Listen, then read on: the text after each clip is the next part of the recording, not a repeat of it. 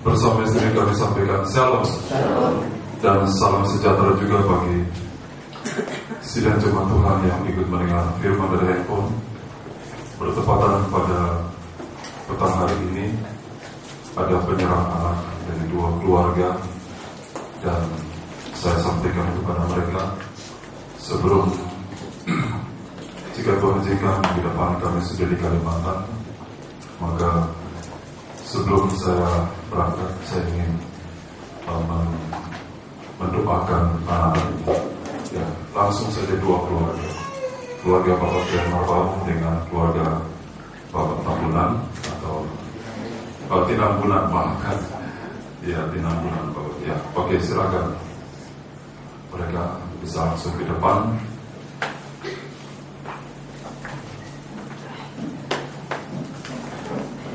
Ya, nanti Bapak atur. Bisa langsung ke depan. Ya, suami di sudut, ya istri di depan. Ya, ini saya menerima nama-nama. Yang satu ini kita di sini. Gak apa-apa, nanti saya doa. Yang satu namanya Esther Octavia Tinambunan. Yang satu lagi anak dari Bapak Trian Marbaum adalah Lilia Esther. Ada Esther ya? Esther ya? Saya pikir apa karena tempat PA-nya Esther? Ya puji Tuhan, gak apa-apa. Dari yang pasti namanya sini kan. Ya, puji Tuhan. Kita akan membacakan beberapa ayat. Ya. Injil Matius pasal 19 ayat 13, beberapa ayat saja akan dibacakan bagi kita sekalian. Injil Matius pasal 19 ayat 13 sampai dengan 15. Ya, bisa sudah juga ke screen ya. Yesus memberkati anak-anak. Lalu orang membawa anak-anak kecil kepada Yesus supaya ia meletakkan tangannya atas mereka dan mendoakan mereka. Akan tetapi murid-muridnya memarahi orang-orang itu. Ya. Tetapi Yesus berkata, biarkanlah anak-anak itu, janganlah menghalang-halangi mereka datang kepadaku. Ya. Sebab orang-orang yang seperti itulah yang mempunyai kerajaan surga. Ya. Lalu ia meletakkan tangannya atas mereka dan kemudian ia mengangkat dan kemudian ia berangkat dari situ. Ya, dia meletakkan tangannya atas anak-anak ini. Saudara, anak-anak ini adalah kehidupan yang pasrah. Mau dibawa kemana saja, ya tidak tahu. Ya, dia memasrahkan hidupnya kepada orang tua. Dan puji Tuhan, mereka membawa kepada Tuhan Yesus. Siang hari ini, petang hari ini, mereka membawa dalam rumah Tuhan. Dan itu adalah tempat yang paling tepat, supaya Tuhan memberkati, supaya Tuhan nanti campur tangan atas pertumbuhan anak-anak ini. Ya, saudara, tapi bukan hanya sejauh diberkati. Memang siapa yang tidak ingin anak diberkati? Tapi tidak sejauh itu. Ada yang lebih penting lagi. Tuhan ingin berbuat bagi bayi-bayi ini. Ya, kita baca, saudara. Kitab Mazmur pasal 8. Mazmur pasal 8. Kitab Mazmur pasal 8. Ayat 3. Kitab Mazmur pasal 8 ayat 3. Ya. Dari mulut bayi-bayi dan anak-anak yang menyusu telah kau letakkan dasar kekuatan karena lawanmu, Ya. untuk membungkamkan musuh dan pendendam. Ya.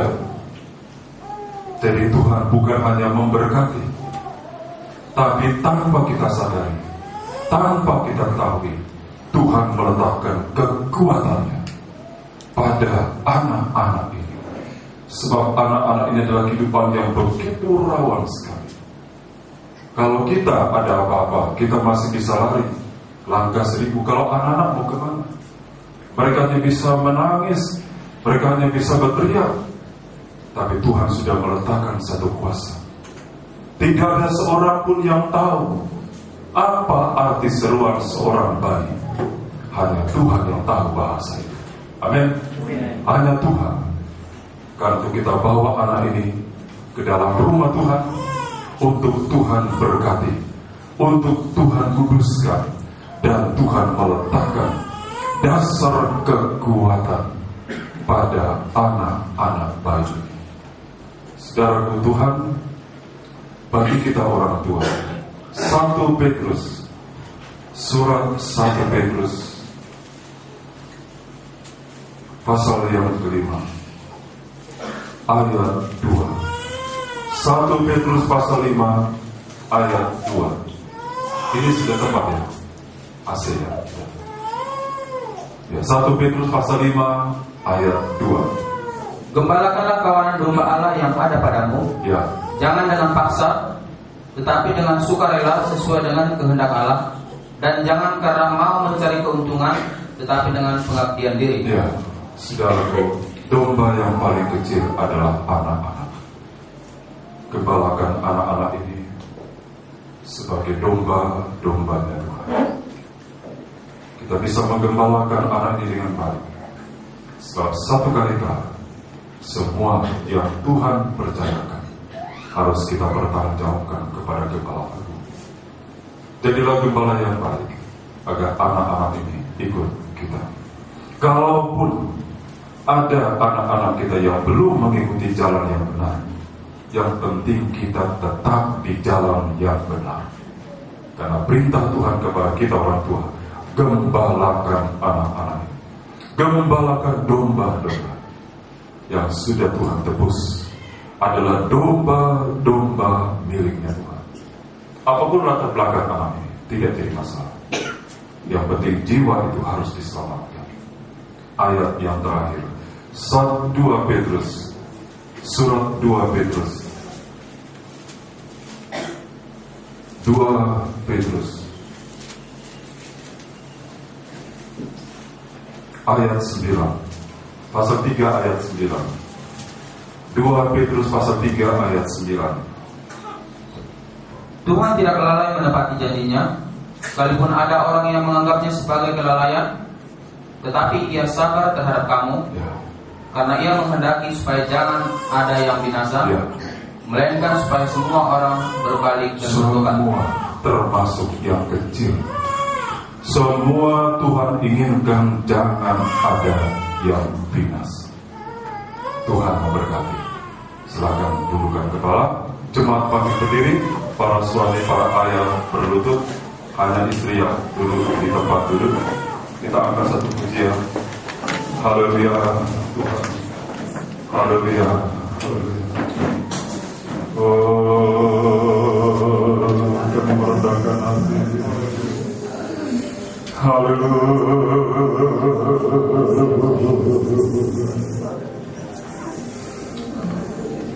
Ya Tuhan, tiap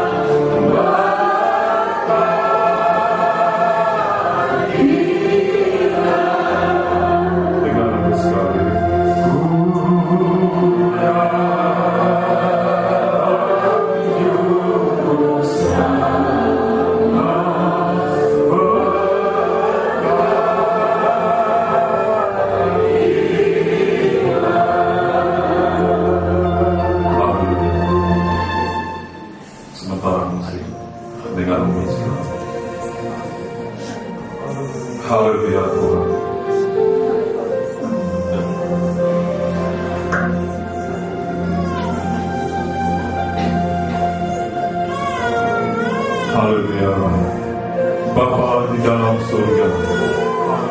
Hamba akan mendoakan kedua kehidupan ini. Dari masih bayi, Tuhan akan meletakkan dasar kekuatan yang dapat membungkamkan musuh, bahkan maut sekalipun. Setiap jam kami membutuhkan Engkau.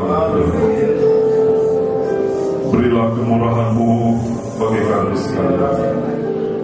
Kedua orang tua ini datang menyerahkan anak-anak mereka. Kiranya Tuhan menyambut anak-anak ini. Saat hamba tumpangkan tangan, di sana Tuhan juga memberkati, menguduskan dan memberkati. Esther Octavia Bolutina Bulan, dalam nama Tuhan Yesus, Tuhan menguduskan tubuh jiwa roh anak ini. Tuhan meletakkan dan memberkati anak ini dasar kekuatan untuk membungkam mulut kuasa-kuasa gelapan. Hanya Engkau yang tahu tangisan anak-anak itu. Berkati kedua orang tuanya dalam nama Tuhan Yesus, Bapa dan Anak Bulan, dan juga ibunya yaitu Rita. Haleluya, Tuhan memberkati mereka dari sekarang sampai Maranatha, terutama dengan hati sebagai gembala yang baik atas buah nikah mereka. Demikian juga Tuhan buat anak ini, Lydia Esterisa Bolumapau, dalam nama Tuhan Yesus. Tuhan memberkati anak ini. Haleluya. Peliharalah anak ini Tuhan, dalam nama Tuhan Yesus. Kuduskan tubuh jiwa rohnya, sejahtera Engkau. Demikian dengan kedua orang tuanya, Bapak Brian Marpam dengan istri, dalam nama Tuhan Yesus. Tuhan memberkati, Tuhan memberkati dengan roh, dalam nama Tuhan Yesus. Berikan nikmat bagi mereka para orang tua di dalam membesarkan anak-anak mereka. Tuhan menghendaki dan Tuhan meletakkan kehendak-Mu di dalam hati kami sebagai orang tua. Tuhan tidak menginginkan satu jiwa pun terhilang dan binasa. Tuhan menginginkan semuanya selamat, termasuk anak-anak bayi ini. Karena Tuhan menuliskan dalam firman-Mu, dari mulut bayi-bayi Tuhan meletakkan kekuatan untuk menghancurkan kekuatan musuh kuasa kegelapan. Dalam nama Tuhan Yesus, hamba laskan doa pemberkatan anak-anaknya. Haleluya. Amin.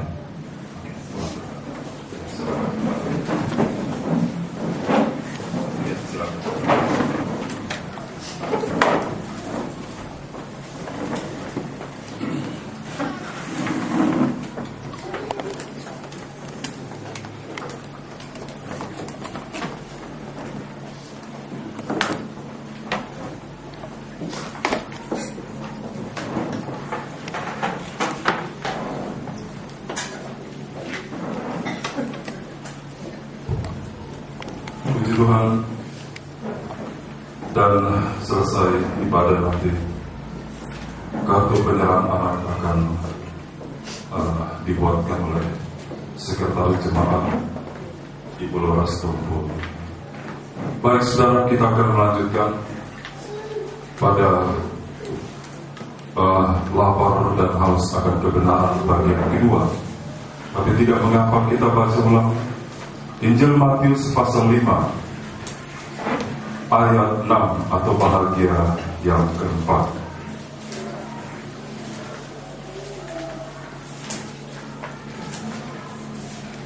Berbahagialah orang yang lapar dan haus akan kebenaran, karena mereka akan dipuaskan.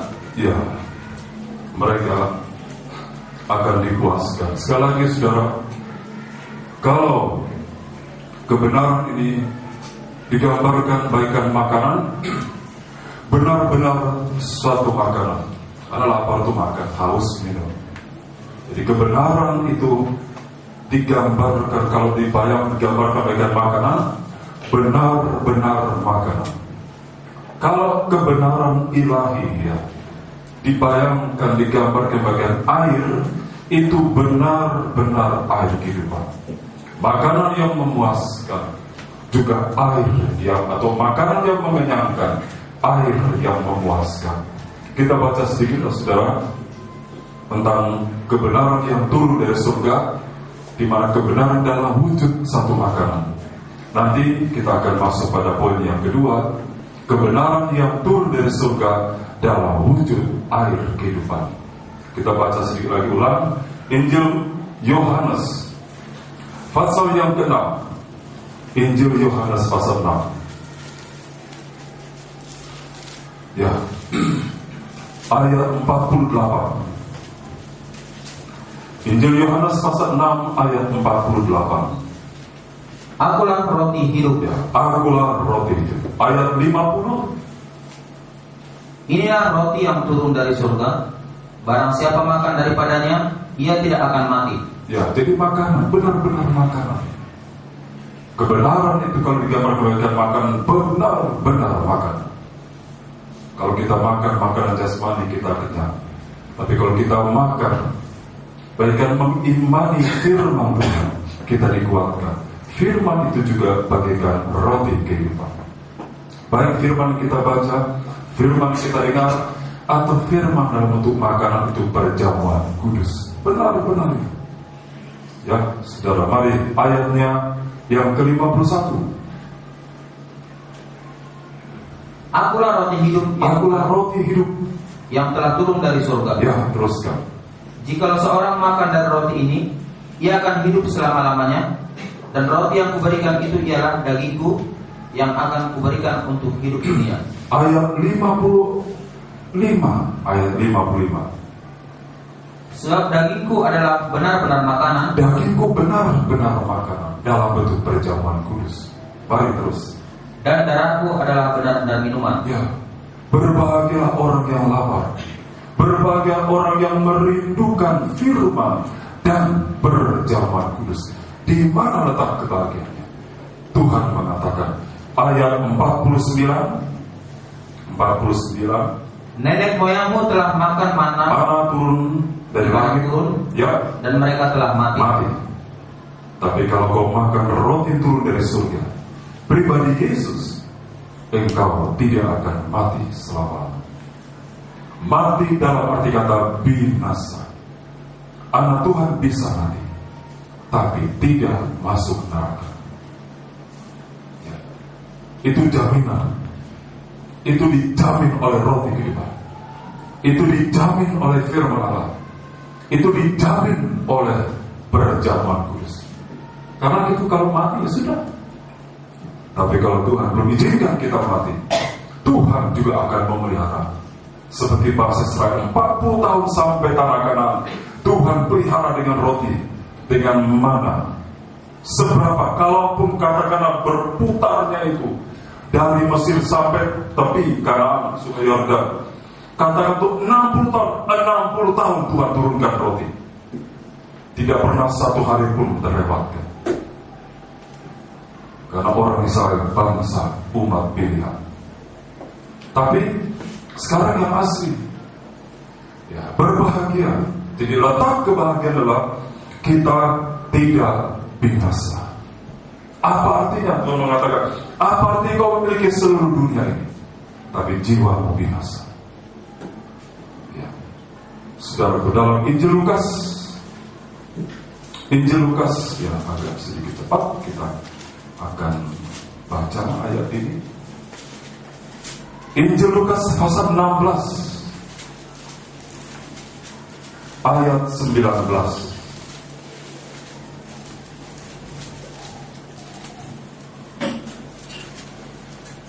Ya, silakan. Injil Lukas pasal 16 ayat 19 mulai. Orang kaya dan Lazarus yang miskin. Ya. Ada seorang kaya yang selalu berpakaian jubah ungu dan kain halus, dan setiap hari ia bersukaria dalam kemewahan. Ya, ada. There was a rich man. Ada Jadi bukan perumpamaan. Kalau perumpamaan Tuhan sebutkan, kerajaan surga seumpama 5 darah gadis yang bijaksana dan 5 darah gadis yang bodoh. Kerajaan surga seumpama jala yang dilabuhkan ke danau. Ya, kerajaan surga seumpama orang yang sedang menabur benih. Itu perumpamaan. Tapi kalau katakan ada seorang kaya, ini benar. Ini benar, ini bukan perumpamaan. Yang tiap hari bermewah-mewah. Ayat 20. Dan ada seorang pengemis bernama Lazarus, Ya. badannya penuh dengan bolong, berbaring dekat pintu rumah orang kaya itu, Ya, terus dan ingin menghilangkan laparnya dengan apa yang jatuh dari meja orang kaya itu. apa yang jatuh dari meja orang kaya ini? Roti, makanan, daging dan sebagainya. Jadi ini satu bertolak belakang, satu keadaan yang bertolak belakang. Ada orang yang kaya raya, tapi ada yang sangat miskin. Makan sudah miskin, sakit lagi, borokan lagi. Ini keadaan bertolak belakang. Orang kaya ini menghambur-hamburkan roti.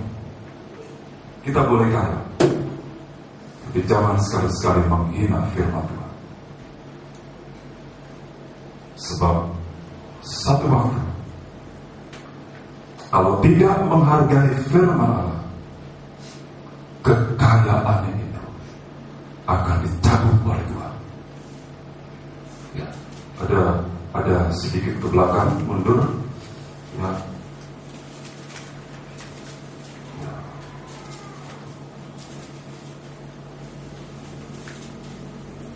Pasal 12 ayat 19. Pasal 12 ayat 19. Sesudah itu aku akan berkata kepada jiwaku, jiwaku, ada padamu banyak barang, Ya. bertimbun untuk bertahun-tahun lamanya. Beristirahatlah, makanlah, minumlah, dan bersenang-senanglah. Ya, terus. Tetapi firman Allah kepadanya, hei engkau orang bodoh, apa malam ini juga jiwamu akan diambil daripadamu? Ya. Dan apa yang telah kusediakan untuk siapa yang nanti? Terus. Demikianlah jadinya dengan orang yang mengumpulkan harta bagi dirinya sendiri, jikalau ia tidak kaya di hadapan Allah. Saya kejar ke bonafit. Tahu bonafit ya? Kehebatannya, keeksklusifannya atau keeksklusifannya. Bonafit itu bisa dicabut oleh Tuhan jika ia tidak kaya di hadapan Tuhan. Kita kembali ke pasal 16 tadi. Orang kaya ini menghambur-hambur. Saya tidak butuh firman. Saya kaya, saya hebat, semua bisa berhasil saya raih tanpa Tuhan. Ya sudah. Silakan, Tuhan juga tidak berdiktator, tidak. Tapi ingat sudah, seringkali di dalam kekayaan kita, ini banyak juga pendeta kaya sudah. Di depan mata kepala kita ada orang yang sangat miskin. Ini anak Tuhan, Lazarus ini anak Tuhan yang menghambur-hamburkan berkat itu. Kita kembali, saudara. Anjing menjilat bau. Ayat 22, Lukas pasal 16. Kemudian matilah orang miskin itu, Ya. lalu dibawa oleh malaikat-malaikat ke pangkuan Abraham. Ya. Dibawa siapa? Dibawa oleh malaikat Tuhan. Mungkin tidak punya biaya ya. Kalau bisa dibawa oleh ambulans, ya, sirene. Tidak ada uang juga ditortori kan, memang sudah pas semuanya. Tidak ada orang yang mengantar karena mati dalam keadaan sakit, borokan. Tidak ada orang yang menyentuh, tapi malaikat yang membawa dia. Mana kita pilih? Tentu kita ingin, jika toh Tuhan izinkan kita mati, biarlah malaikat Tuhan yang menjemput kita, membawa sampai ke Bapa di surga. Jadi dosa tabung-tabung ya untuk ini untuk ambulans, ini untuk peti mati. Gak usah. Ya, kadang-kadang mati, peti matinya itu depan sampingnya berjamaah kudus, Yesus sedang berjamaah kudus. Sampingnya lagi Yesus disalibkan. Di sebelah depannya, ya, barang siapa percaya kepadaku dia akan selamat. Di belakangnya Wahyu 14, berbagai orang yang mati dan semua dikelilingi Alkitab. Peti matinya, ya, nilainya pun mungkin miliar. Itu baru peti mati, belum nanti kuburannya lagi. Dipasang genset lagi. Iya, di sana banyak. Ada gensetnya, alam hidup. Ya, saya khawatirnya kalau tiba-tiba hidup sendiri. Siapa yang hidupkan?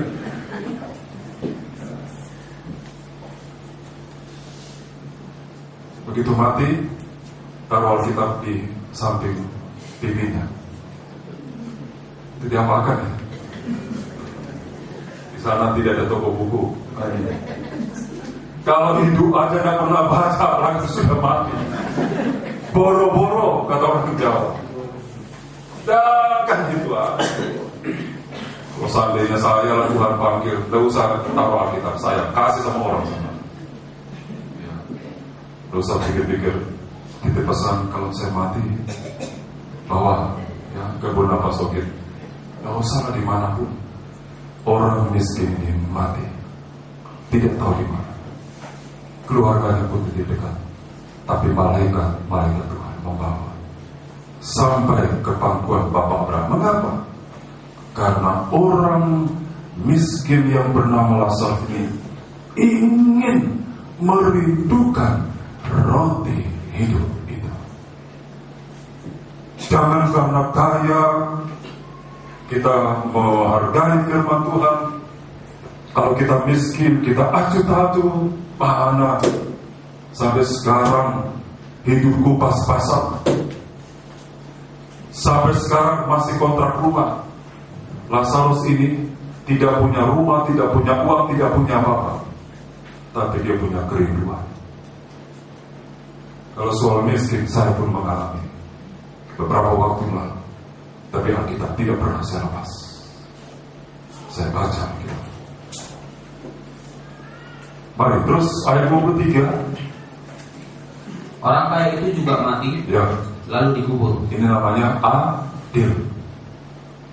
Orang miskin mati, orang kaya juga bisa mati.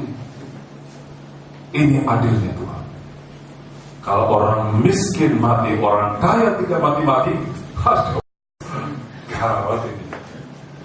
Bisa orang nggak mampu bertahan hidup kudus sampai Tuhan datang di dalam kesusahannya itu. Tapi orang kaya ini juga mati. Itu berarti tidak ada seorang pun. Jadi dikatakan orang miskin cepat mati, orang kaya lama matinya. Gelandangan itu, maafkan saudara, sudah sampai tidak waras masih belum mati-mati. Sudah tidak pernah mandi, tapi jangan begitu ya. Itu memang sudah menyatu dengan alam itu. Ya, dia dengan alam sudah satu. Kalau kita jangan, dia saja nggak ada apa-apa jalan, aku juga jalan flu kita nanti. Kalau dia enggak, saya tadi masuk ke Medan dengan istri, semua pakai masker. Saya pikir ada apa ya sih? Sampai kami parkir di sini, sampai saya naik ke atas, saya lihat kok pakai masker ya. Saya lihat Pak Markus juga pakai masker. Terus saya lihat tukang foto-foto juga pakai masker. Baru saya teringat, oh Abu Gunung Sinabung. Kalau gelandangan itu pakai masker enggak? Enggak. Nah itu herannya itu. Hari-hari dia cium sampai. Tapi kalau dia sakit, misalnya opname, pada itu bau rupanya ya. Nah itu dia baru tahu. Jadi tidak ada istilahnya sekalipun kita harus tetap jaga kesehatan. Namun di atas semua-semuanya, jangan coba-coba kita meremehkan roti kehidupan atau air kehidupan. Mari terus.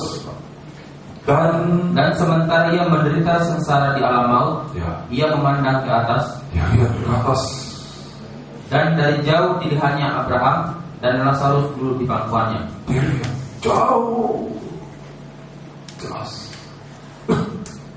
Lazarus yang setiap hari di depan mata kepala, miskin, melarat, tapi merindukan roti kehidupan.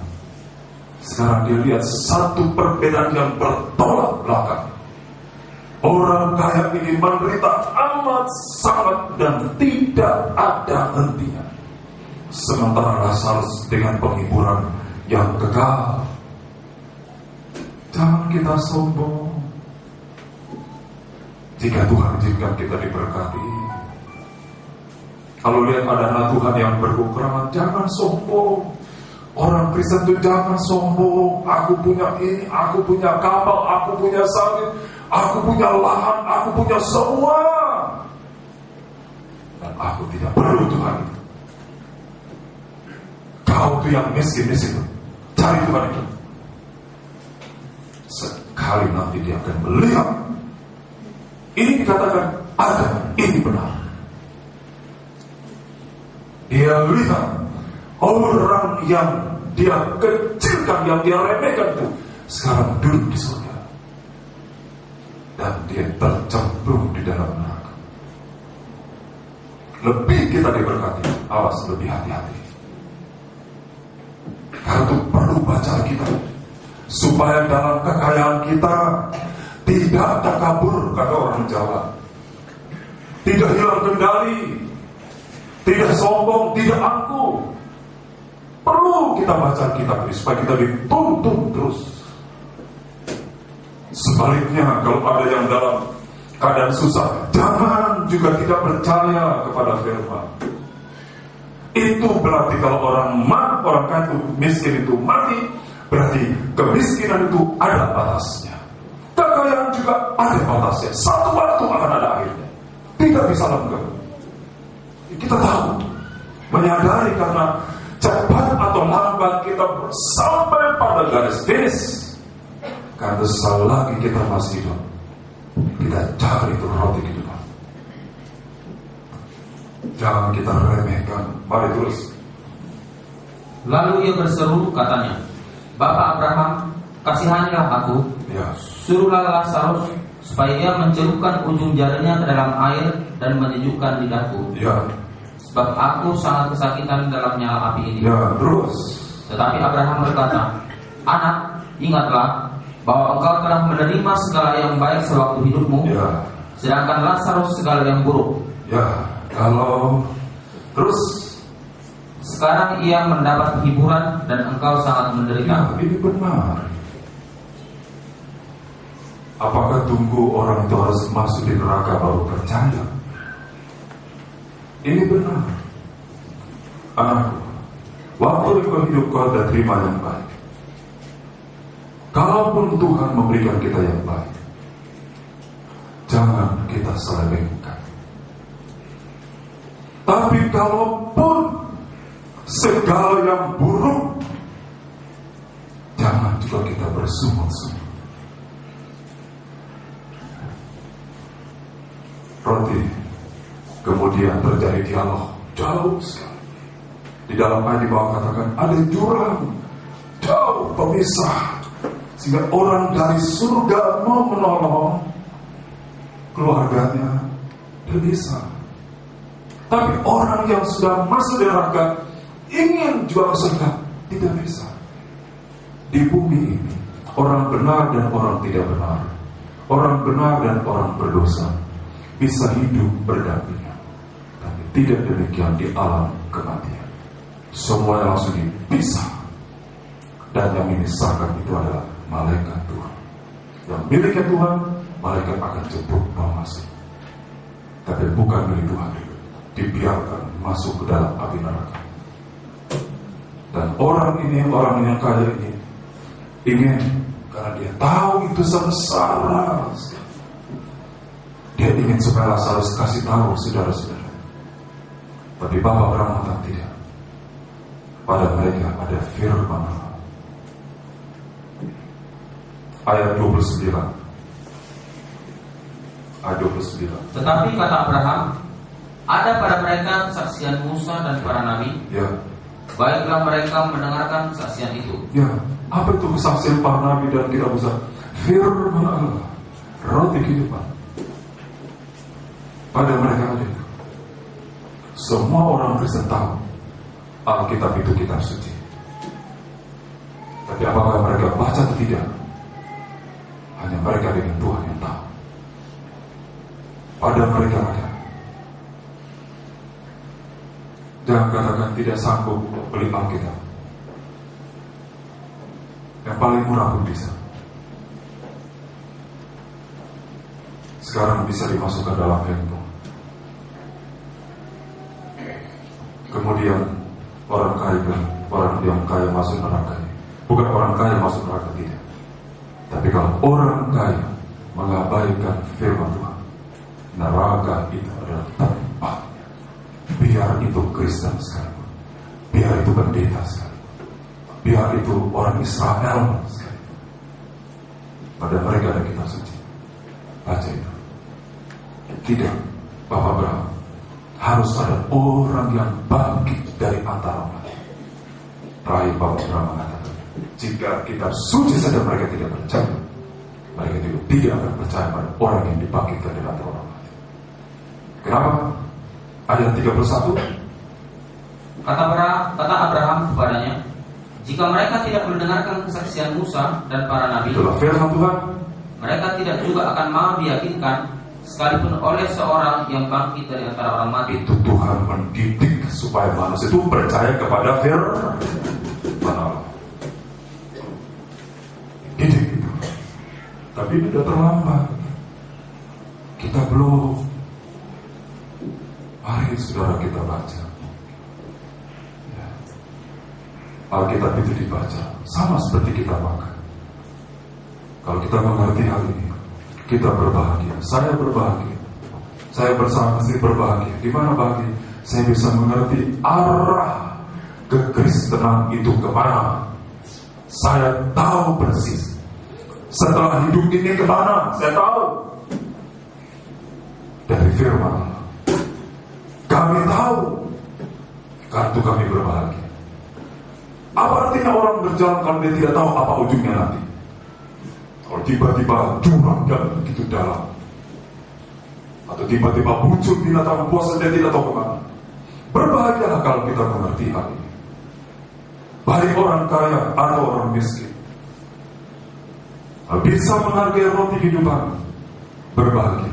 Bukan berarti Tuhan melarang kita studi, tidak. Bukan berarti Tuhan melarang kita kerja, tidak. Tapi Tuhan tidak mau firman itu diabaikan. Sebab apa yang bisa kita raih dari kekayaan, dari gelar, sampai kekayaan yang bertumpuk-tumpuk, kata Lukas 12. Kekayaan itu tidak bisa melindungi kita terhadap maut. Yang bisa mengalahkan maut adalah korban Kristus. Dia telah menghancurkan kuasa maut itu. Kekayaan itu, biarlah kalau Tuhan izinkan, kita juga mau kaya di hadapan Tuhan. Itu roti kehidupan. Ya. Jadi pada hari-hari terakhir, gairah bagi anak Tuhan itu firman dan perjamuan kudus harus semakin menggebu-gebu. Sebab di dalam perjamuan kudus tadi Tuhan mengatakan, kamu tidak akan mati. Kalau kamu mati, aku akan bangkitkan. Tidak ada janji ilahi di dalam makanan yang lux, yang mahal, yang mewah. Tidak. Hanya di perjamuan kudus dan firman Allah. Firman Tuhan adalah pribadi Kristus. Perjamuan kudus juga adalah pribadi Kristus. Kita sama-sama pribadi Tuhan dengan hati yang terbuka. Sekarang yang kedua, air kehidupan. Yang berbahagialah mereka yang haus akan kebenaran. Sekarang kebenaran itu digambarkan bagaikan air. Kalau itu air, benar-benar air yang menyegarkan. Ya, kita baca saudara. Kalau roti itu adalah firman Tuhan, maka air kehidupan ini tidak lain adalah Roh Kudus. Ya, baca dulu saudara Injil Yohanes pasal 7. Ya. Injil Yohanes pasal 7.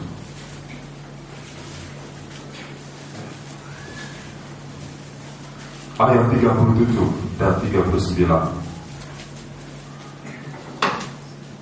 Air sumber hidup. Dan pada hari terakhir, yaitu pada puncak perayaan itu, Yesus berdiri dan berseru, "Barang siapa haus, baiklah ia datang kepadaku dan minum. Barang siapa percaya kepadaku, seperti yang dikatakan oleh kitab suci, dari dalam hatinya akan mengalir aliran-aliran air hidup." Aliran air hidup. Ya. Yang dimasukkannya ialah roh yang akan diterima oleh mereka, akan diterima oleh mereka yang percaya kepadanya. Ya. Sebab roh itu belum datang karena Yesus belum dimuliakan. Ya. Jadi sekarang air kehidupan itu adalah Roh Kudus. Tuhan tawarkan supaya kita penuh dengan Roh Kudus, agar tidak haus lagi. Kita lihat pertama kali air kehidupan yang Tuhan tawarkan. Injil Yohanes pasal 4 ayat 13. Ya. Injil Yohanes pasal 4 ayat 13. Jawab Yesus kepadanya, "Barang siapa minum air ini, ia akan haus lagi. Terus, tetapi barang siapa minum air yang akan kuberikan kepadanya, ya, ia tidak akan haus untuk selama-lamanya. Amin. Haleluya. Sebaliknya air yang akan kuberikan kepadanya akan menjadi mata air di dalam dirinya, yang terus-menerus memancar sampai kepada hidup yang kekal." Ya, itu air kehidupan itu. Ayat 15. Kata perempuan itu kepadanya, "Tuhan, berikanlah aku air itu, supaya aku tidak haus dan tidak usah datang lagi ke sini untuk menimba air." Ya, kita tahu air yang Tuhan tawarkan adalah air kehidupan. Itulah Roh Kudus. Tuhan tawarkan kepada perempuan Samaria yang notabene sudah kawin cerai.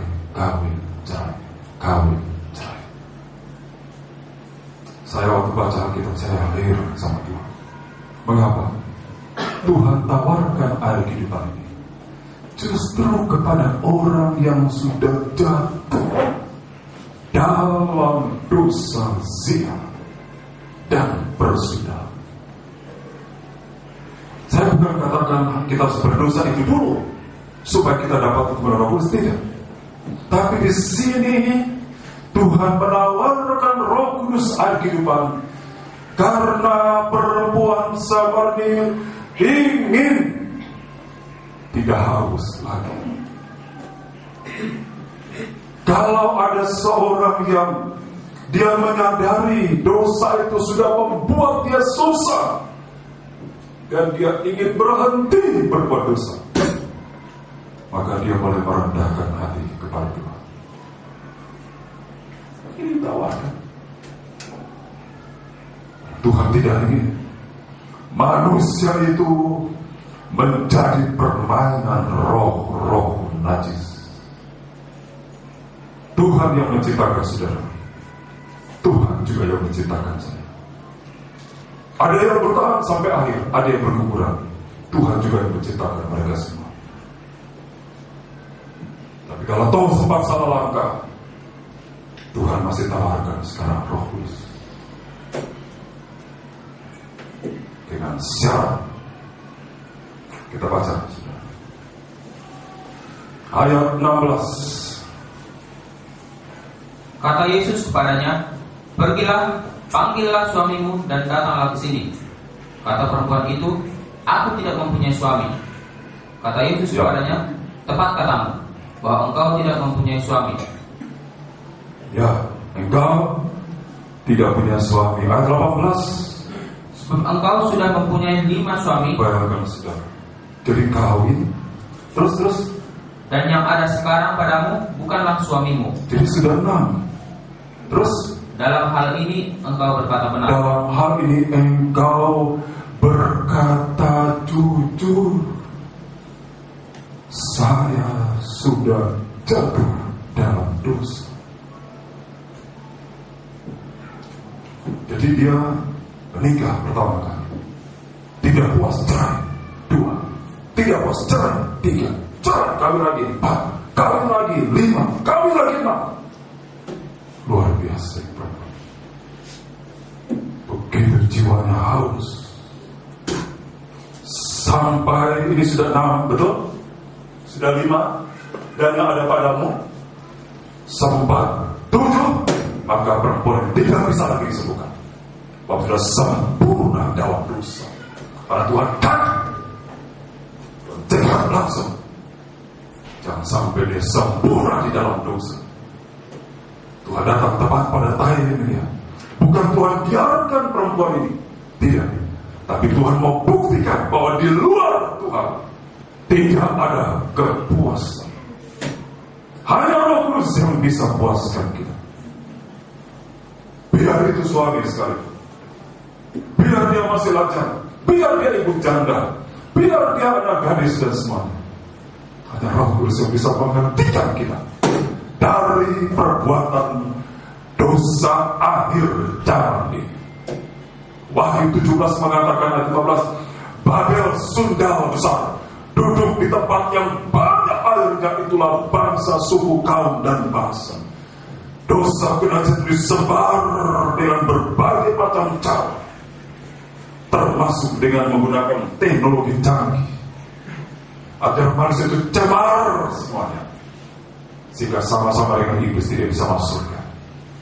Karena Tuhan mengirim Roh Kudusnya untuk manusia yang sudah tenggelam di dalam air dunia ini, dicedok oleh Tuhan, diambil sebelum manusia itu tutup mata. Dan kalau sampai mati, Bible tadi sudah mengatakan masuk neraka tidak ada ampun, dibakar siang malam, menjerit keluar, tenggelam keluar, tenggelam di dalam api selama-lamanya. Dikatakan mati, tapi merasakan panasnya api yang tak kunjung padam. Tuhan bertindak cepat. Sebab walaupun manusia itu menyadari aku tidak punya suami, tahu dia sebenarnya ingin mengalami kelepasan, tapi tidak bisa, karena Tuhan datang tepat pada timingnya. Pembicaraan ini hanya 4 mata antara Tuhan dengan wanita ini. Tuhan mengatakan, panggil suami. Suami yang mana? Yang pertama, yang menikah sah. Panggil itu. Bukan yang sekarang, tidak. Yang nikah kudus itu. Dan kau sudah abaikan. Itu bagi yang sudah menikah. Bagi yang belum menikah, siapakah suami kita? Tuhan Yesus. Yesaya 54. Kitab Yesaya pasal 54.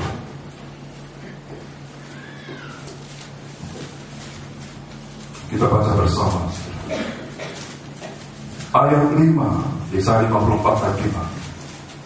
Sekalipun ini ditujukan kepada bangsa Israel, tapi sekarang sudah menjadi bagian dari kitab suci kita.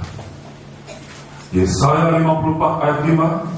Sebab yang menjadi suamimu ialah Dia yang menjadikan engkau Tuhan semesta alam namanya. Yang menjadi penebusmu ialah Yang Maha Kudus, Allah Israel. Dia disebut Allah di seluruh bumi. Yesus melalui korban Kristus, Bapa menciptakan kita menjadi manusia baru melalui kelahiran baru. Panggil suami pertama. Jatuhnya seorang dalam dosa karena suami yang sebenarnya Yesus diabaikan. Nasihatnya diabaikan. Dan Tuhan masih kasih jalan. betapa besar cintanya Tuhan. Tuhan buka. Kalau begini terus, atau kau mau datang kepada Tuhan, pada suami, pada pencipta hidup baru, pada penebus, amin, pada Tuhan, balik kepada Tuhan. Bukan setelah jatuh berbuat dosa kemudian hilang, tidak. Sampai waktu kau akan mati, api neraka sudah menanti. Kau harus kembali kepada Tuhan, mengaku jujur, saya sudah berdosa Tuhan, saya butuh Roh Kudus, harus penuh Roh Kudus. Tuhan tawarkan air kehidupan. Yeremia pasal 14. Kitab Yeremia pasal 14.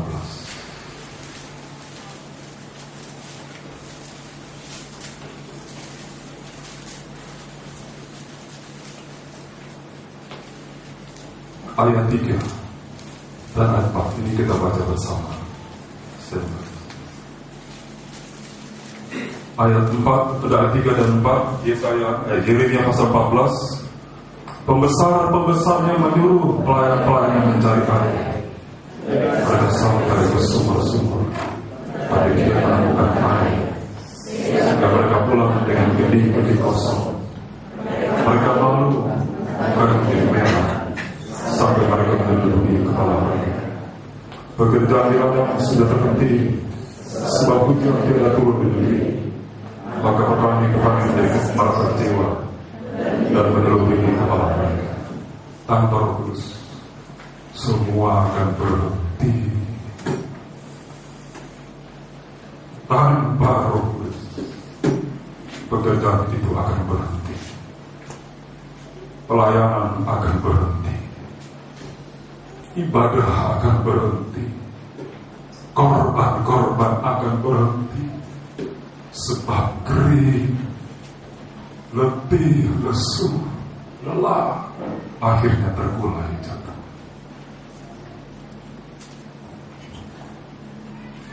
Katakan dia tidak jatuh dalam dosa. Ada banyak masalah dihadapi, membuat kaki itu goyah. Tuhan, aku haus. Berbahagia orang yang haus, minta Roh Kudus agar kita bisa melanjutkan pekerjaan Tuhan ini. Kalaupun ada sesuatu yang hilang, Roh Kudus bisa pulihkan kembali. Hanya Tuhan yang bisa melakukan itu. Ayat terakhir, Yoel pasal 2. Kitab Yoel pasal 2. Tidak mengapa dibantu sekali baca. Ayat 23 sampai dengan 25. Yoel pasal 2.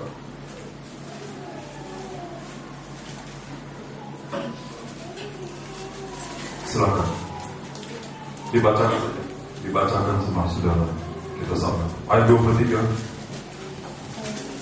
Ya, kita baca bersama 1, 2, 3 dipandu. Hai manusia, terus Saudara-saudara dan saudara-saudara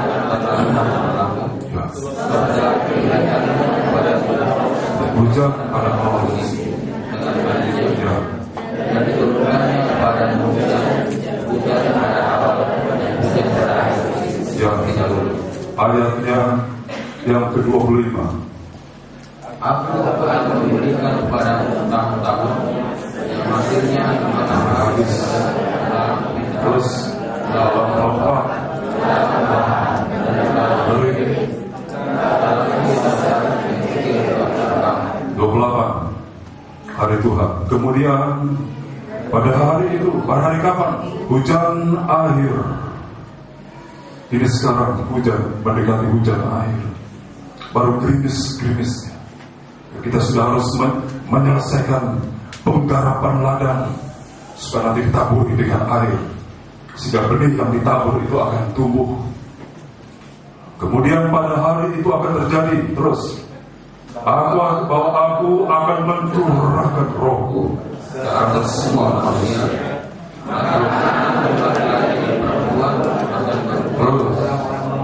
Orang-orang yang tua akan mendapat mimpi, anak-anak akan mendapat penglihatan. Juga ke atas hamba-hamba laki-laki dan perempuan akan kucurahkan rohku pada hari ya, supaya apa yang berhenti dapat dilanjutkan kembali. Apa yang Tuhan pulihkan? Cinta yang mula.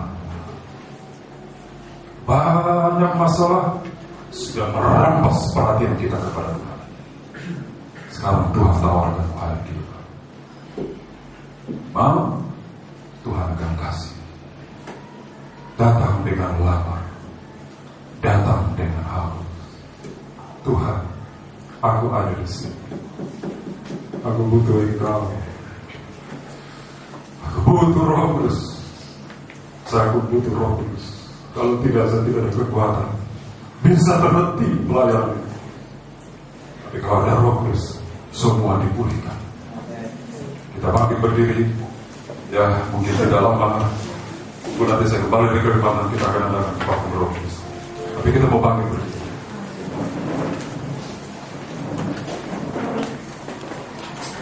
Kita bangkit berdiri. Kita bakal bertangan di dada. Haleluya Tuhan. Haleluya. Kita mau tundukkan kepala semua.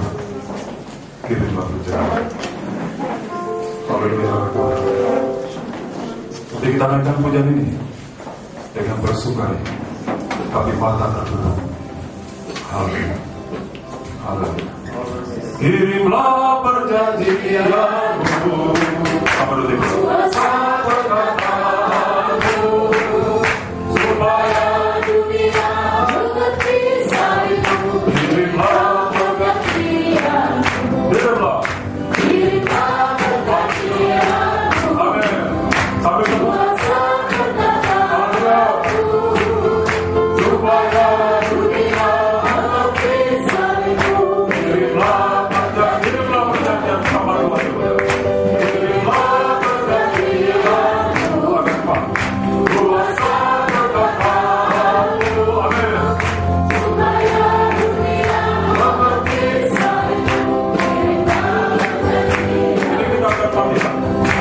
Hanya tutup mata dan kita bernyanyi dengan hati yang merindu.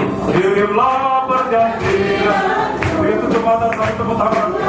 Berkataku ada supaya dunia mengerti salibmu. Kirimlah nama Tuhan. Kirimlah perjanjian. Amin.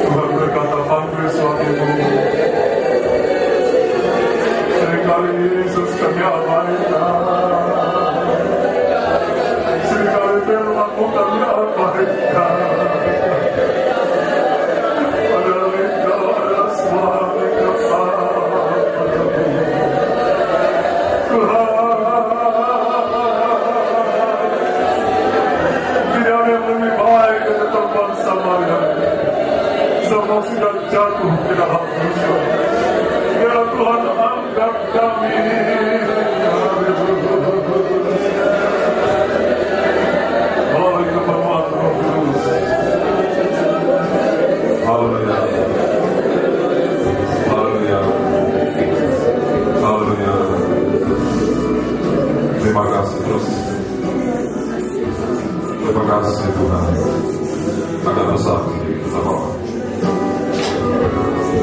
Haleluya. Dia ada di tengah-tengah kita semua. Dia yang tahu bahwa kita hampir berhenti melayani Tuhan. Ada dia yang tahu mungkin secara luar kita masih beribadah, tapi sesungguhnya sudah berhenti. Tidak ada gairah lagi untuk melayani Tuhan. Maka sekarang Roh Kudus turun.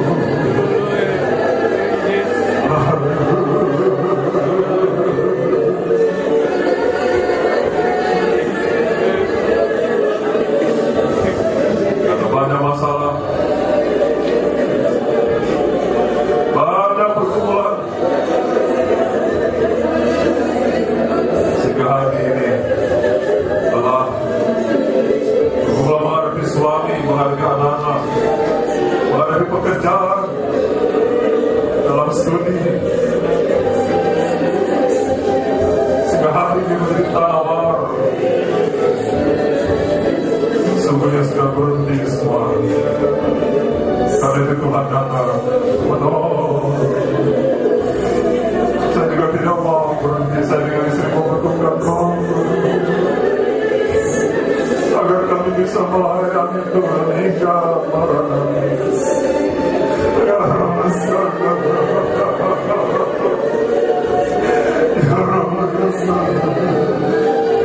bukan dengan keluarga negara kami Tuhan, tapi dengan Roh.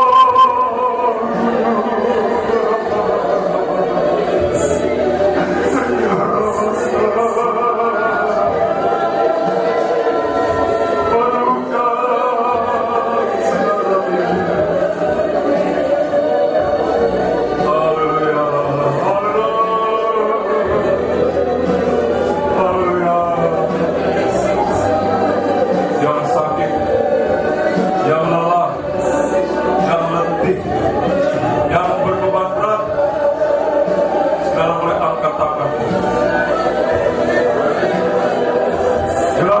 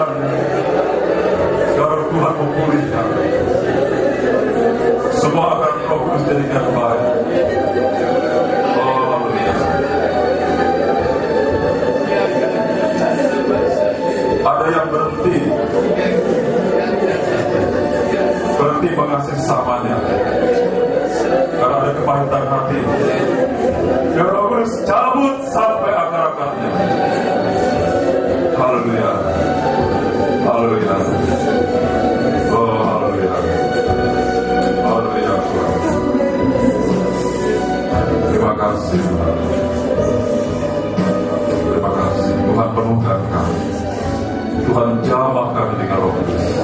Tuhan urapi kami dengan Roh Kudus, agar kami pulang dengan pemulihan dari Tuhan. Berbahagialah orang yang lapar dan haus. Kami menyembah Tuhan. Roh Kudus yang menguduskan tubuh jiwa roh kami. Ampuni segala pelanggaran. Ampuni kesalahan dan kesilapan kami. Pulihkan kami. Angkat wajah kami bisa menatap hari esok dengan penuh pengharapan. Berkati kehidupan muda remaja, urapi dengan Roh Kudus Tuhan. Berkati nikah rumah tangga kami, agar jangan dicemari. Tuhan menolong kami semua. Dalam nama Tuhan Yesus, tegaskan dosa banyak. Terima kasih Bapa di surga. Terima kasih Tuhan Yesus. Terima kasih Roh Kudus yang sudah melawat kami, baik kami dalam ruangan ibadah maupun yang mendengar firman dan handphone video streaming. Tuhan memberkati. Kami akan berkorban dan ucapan syukur terima kasih. Berkati kami dan jangan jika kami berdosa. Kami juga mau kaya di hadapan Tuhan. Haleluya. Amin. Selamat itu. Puji Tuhan.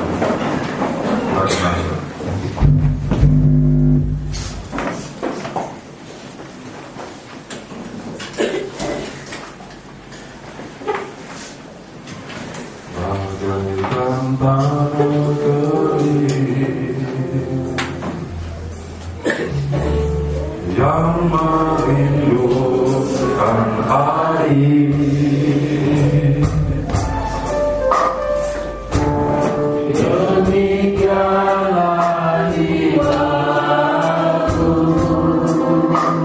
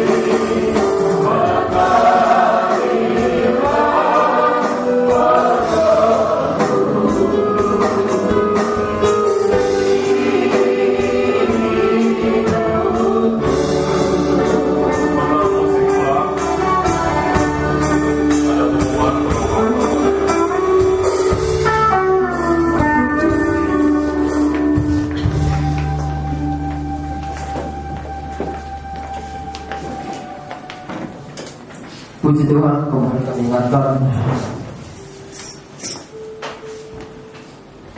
bagi sidang jemaat yang ada di sini juga yang ada di luar kota yang ikut serta mendengarkan firman Tuhan melalui HP maupun video streaming.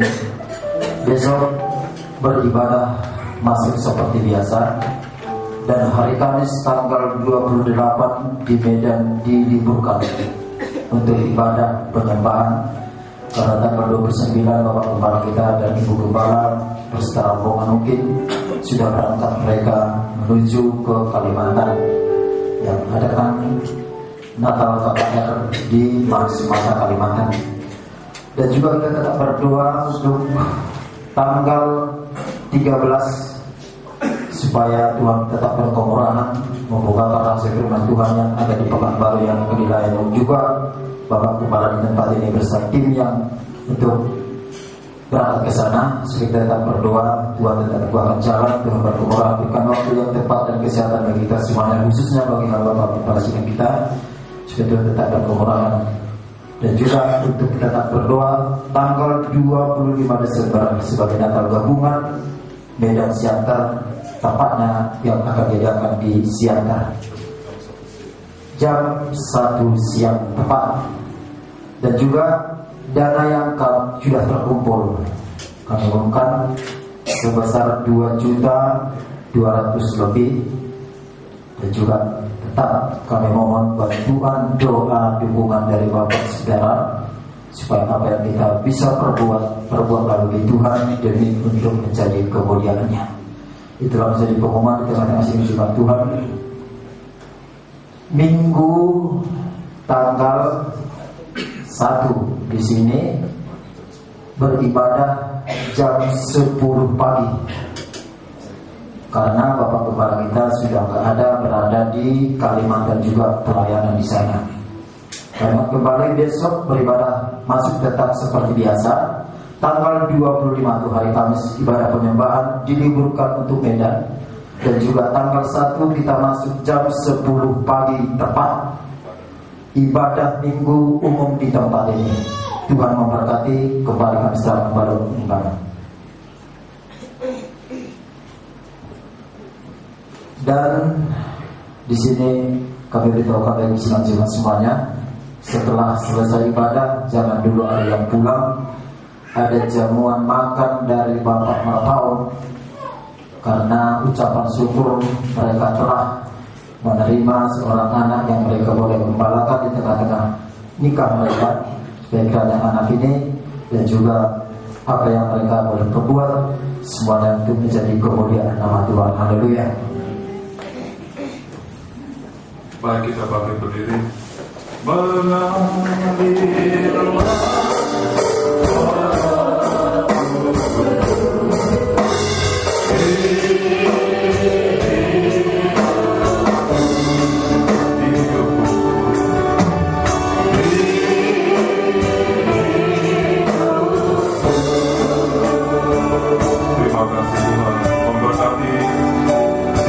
sudah datang berbakti dengan segala perjuangan, baik yang jauh yang dekat. Tuhan memberkati. Yang terhalang Tuhan buka jalan agar secepatnya bisa kembali beribadah. Tuhan juga memberkati sinar jemaatmu sudah mendengar firman dari handphone. Tuhan memberkati saudari biasa lagi bersama ibunya. Sudah Tuhan berkati kita yang hari ini ulang tahun. Tuhan juga memberkati istri dari saudara kami David Damani. Tuhan juga memberkati saudara Samuel Yusuf Patrick Jiton, keluarga Bapak Marpong Bapak Gultong Siska di Pakam, Rahel Ibu Tonang Bude Dami Korida Ibu Toming Sidan, Ibu Sidan Ruth, Ibu Hakim Ibu Irna Ibu Sidan Ui, Ibu Acing, keluarga Emily Natalia dan Algar. Tuhan berkati ke Bapak Johnson Sinaga, Evangelis Sinaga bersama istri. Dan juga berkati Tuhan ucapan syukur dari keluarga Bapak Brian Marpao. Tuhan menguduskan semuanya. Tuhan kami berdoa buat anak dari Ibu Ningsi Tampul Bolong, Yedida Purba yang sekarang sakit panas, batuk dan besok harus mengikuti ujian semester. Ulurkanlah tangan-Mu, ampuni kesilapannya, sembuhkan dalam nama Tuhan Yesus. Bangkitkan dia Tuhan, kembali bisa melayani-Mu. Terima kasih Tuhan. Berkati juga ibadah besok, Rea dan perjamuan kudus. Haleluya. Berkati juga ibadah-ibadah ke depan. Roh Kudus yang mendahului semuanya, supaya bukan dengan kuat dan gagah kami, tapi oleh Roh Kudus. Pulihkan juga kesehatan Ibu Arifin Siaran. Pulihkan dengan sempurna dengan kekuatan Roh Kudus. Tuhan menolong kami semuanya sampai mana-mana. Tuhan begitu baik. Tidak ada yang mengasihi kami seperti Yesus mengasihi kami, seperti Roh Kudus yang menyertai kami, Roh Kudus yang melindungi di jalan yang kami lalui. Berkat juga nikah rumah tangga kami. Rahmat Roh Kudus menyadarkan para suami dan anak serta orang tua dari sidang jemaat yang setia yang sungguh-sungguh. Terima kasih Tuhan. Akhirnya kasih kepulangan dengan berkat dari Allah Bapa, cinta kasih dari para nabi, kesertaan penyertaan dari kuasa Roh Kudus menyertai kita senantiasa, juga memberkati seluruh sidang jemaat Tuhan yang ikut mendengar firman dan handphone dari video streaming. Tuhan memberkati. Demikian Tuhan berkati para imam yang melayani musik, sound system, video internet, video streaming dan sebagainya. Tuhan memberkati. Demikian permohonan doa dari Bapak Majelis Sinora supaya Tuhan melindungi dalam latihan militer sampai tanggal 30. Tuhan melindungi kami semuanya. Tuhan memberkati. Berkati dunia ini dan pemilik tempat ini. Demi nama Tuhan Yesus Juru Selamat akan datang sebagai mempelai pria surga. Hambalah sekian doa berkat tutup pada malam hari ini. Haleluya. Amin. Selamat malam, berkati. Shalom. Berarti saya dari depan.